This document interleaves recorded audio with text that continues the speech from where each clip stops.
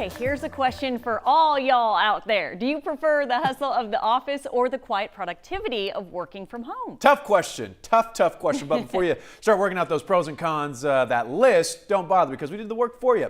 Lauren Tallarico connects the dots. The world is reopening and so is the office, but one study's highlighting the benefits from our forced experiment with virtual work. Let's connect the dots. The biggest bonus for Americans forced to work from home? Saving money. According to Bankrate.com, 6 out of 10 American adults who work remotely said it helped them financially.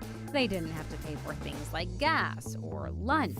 And it wasn't just a financial bonus either.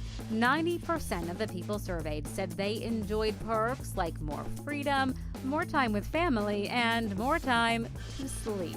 It wasn't all good, though. There were some things people missed while being remote. About 8 out of 10 people found at least one disadvantage, like lower productivity due to all those at-home distractions. Some even said it put a strain on their mental health.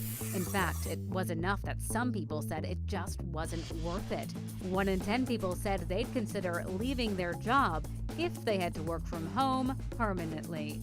Connecting the dots, I'm Lauren Tallarico, KHOU 11 News. I will say I got extremely comfortable in my stretchy pants. It was only from the waist up, you know. You worked from home for a while, and you know what's funny? If you folks don't remember this, Xavier's neighbor would pound on the ceiling. Oh my gosh. All the With time. a And we'd broom? hear the name, bless her heart. We're like, he's on television live. Yeah, so we don't have to worry about that anymore. But Cheetah, we do have to worry about the pollen.